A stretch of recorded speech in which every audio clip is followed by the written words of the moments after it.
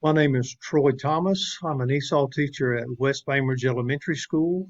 Normally, we meet with you face to face to go over the different topics that we cover as ESOL teachers.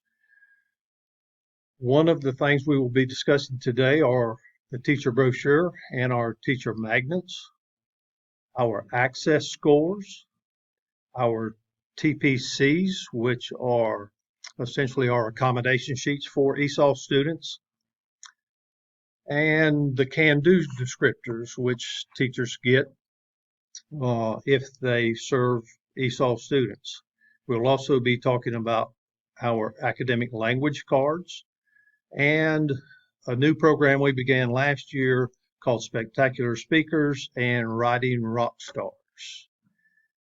We serve generally between 150 and 200 ESOL students.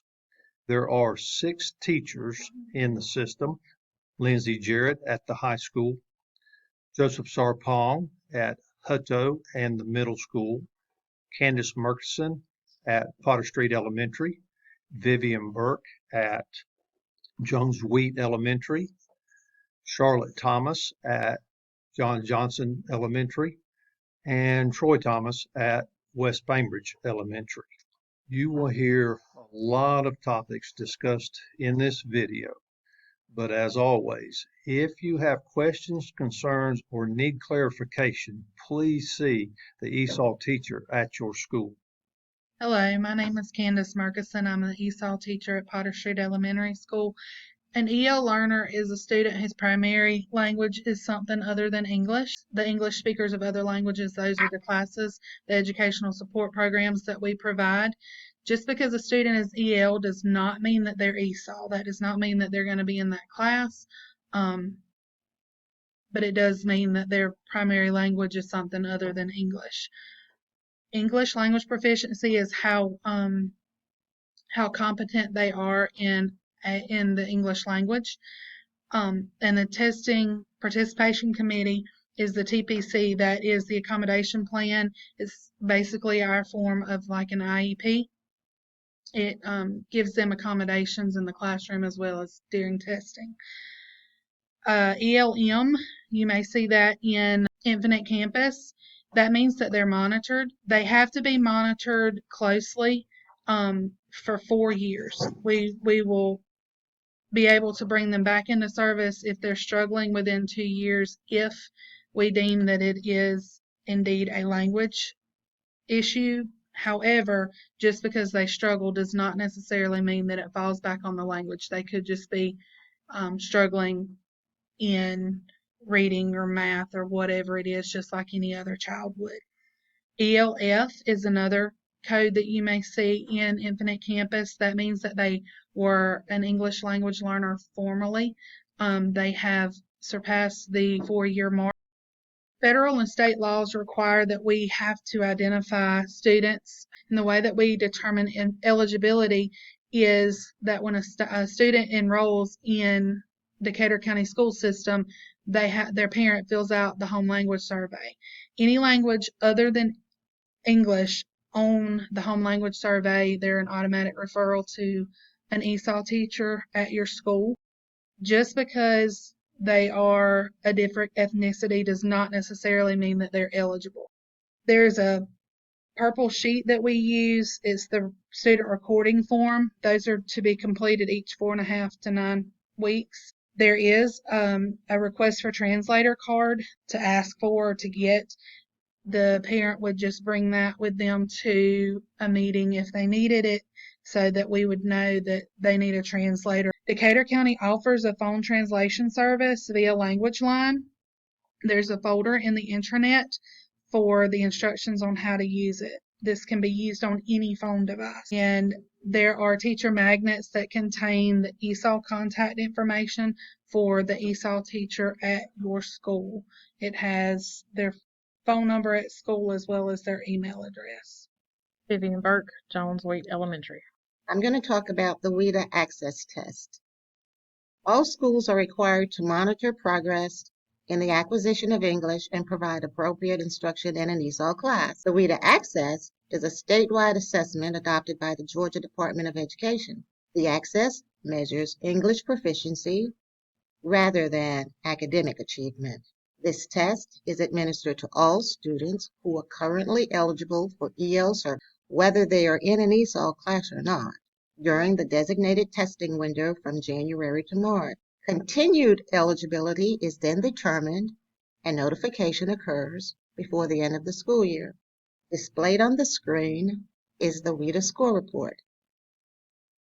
Students are evaluated in the 4 areas of speaking, listening, reading, and writing. The domains shown on the screen are all the areas of WIDA's 4 English language proficiencies. The overall composite score determines whether or not a student continues or tests out of the program. However, students will have to score an overall score of 4.3 to 5.0 in order to test out of the ESOL program. This is also where we get the can-do descriptor information that is provided to you if you have an EL student. A copy of this score report is placed in each child's permanent record for your convenience. All right, good morning. My name is Joseph Sapon, an ESOL teacher at Bembridge Middle and Hetto Middle School. I'm here today to talk about the TPC, and what TPC stands for is Testing Participation Committee for EL Learners. EL learners means English language learners, kids that come to the United States that don't speak any English. And the TPC is basically an accommodation documentation that we keep on kids that qualify. And we determine the accommodations based on the access or the WIDA screener. Not every kid would or qualifies for an accommodation based on the testing. On the TPCs, you find the student name at the top. You have the schools. So the school, like for instance, I said Bembridge Middle and Hetto Middle School. So I'll circle whatever school that it is in, and then the grade level. On the bottom here, if they have, let's say they just come into us from another school or from another country, we are required to use the WIDA screen. Every teacher that's going to serve that kid will be given a copy. So they're required to have it in every academic area. Bottom here, what's listed is they'll have ESOL, they'll come to me to ESOL classroom, or if they have accommodation, they're supposed to have a small group testing. Hi, I'm Lindsay Jarrett from Bainbridge High School.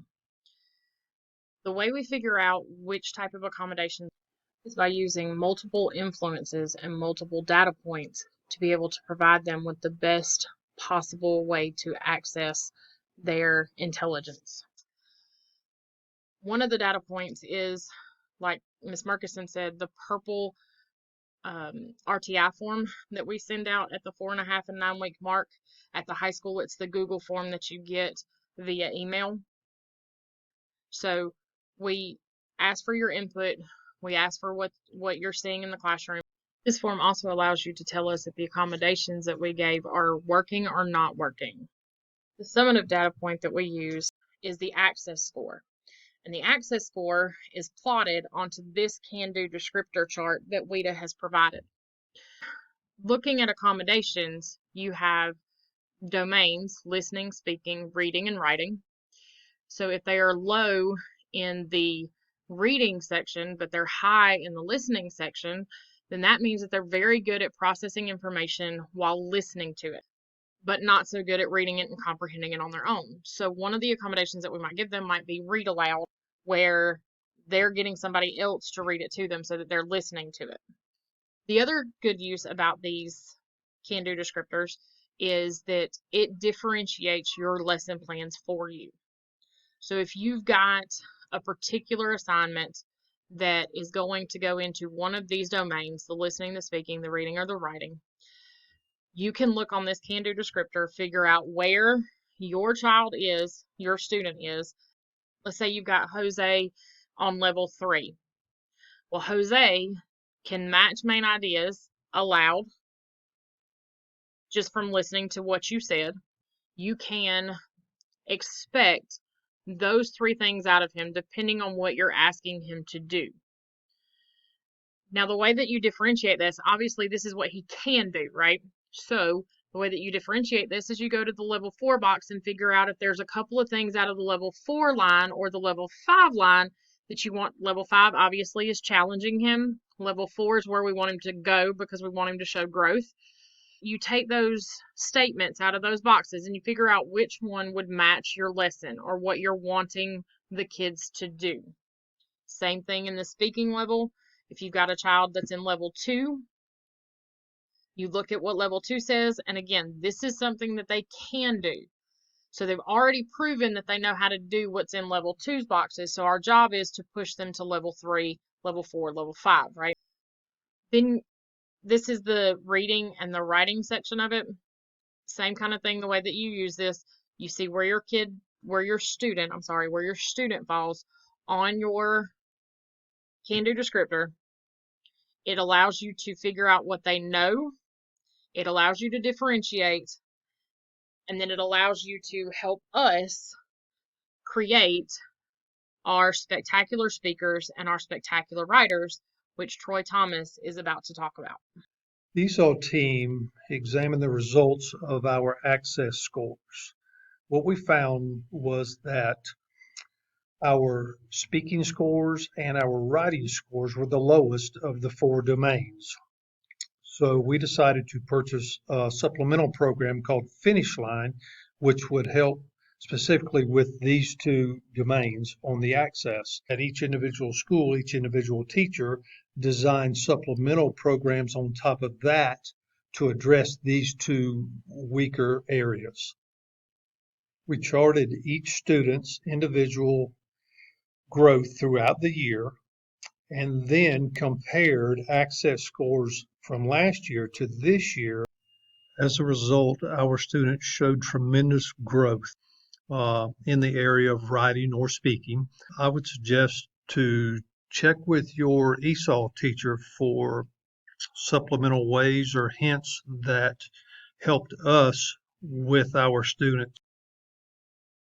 Troy suggested that you contact your ESOL teacher for additional resources on how to help engage your ESOL students for making them better speakers and better writers, and focusing really on that part of instruction with them.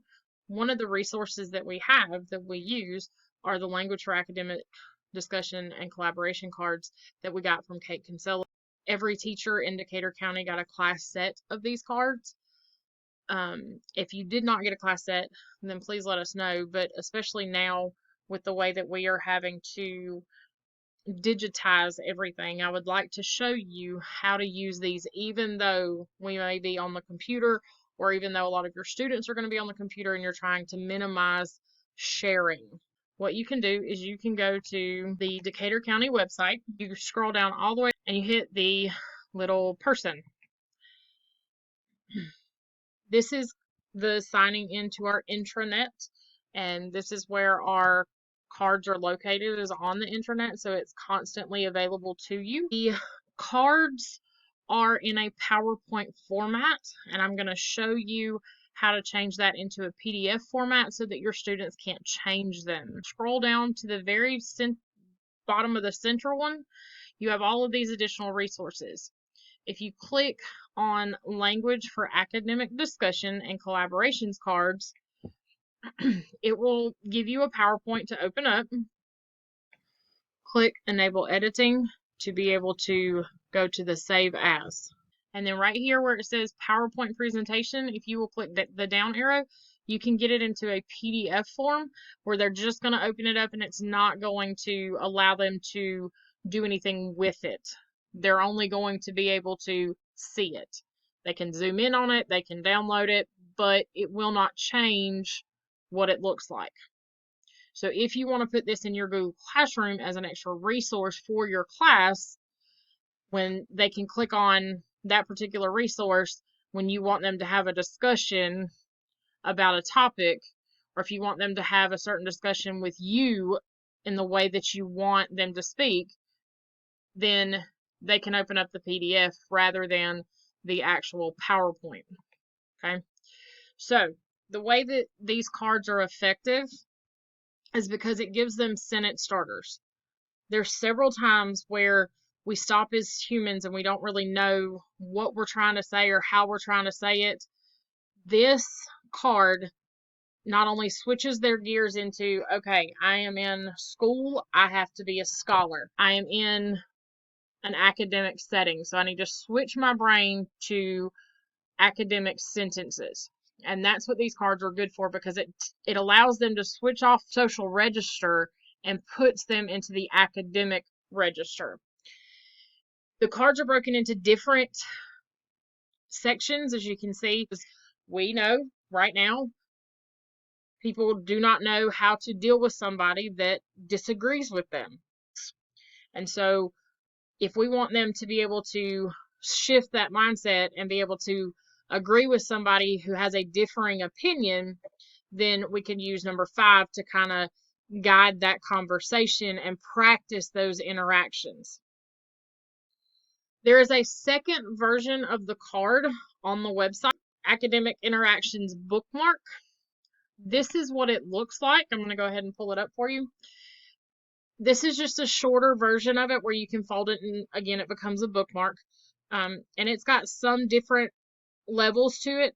If you'll notice with number 2, it says asking for help. They're not sitting there saying, I just don't understand. That is one of the hardest things as a teacher to have a student say, because you have no idea where that understanding is broken. And so when you've got this card that says asking for help and it specifically says, did I spell that correctly or did I spell blank correctly? It guides you as a teacher to be able to better effectively communicate with that student and clear up their misunderstanding. If you guys have any questions, or if you would like any of the resources that we have, or if you want to discuss with us how we use any of these resources in our classrooms, we would be more than happy to answer any questions that you have for any of the resources that we've shown you or that we've provided for you. Thank you for your time and have a wonderful day.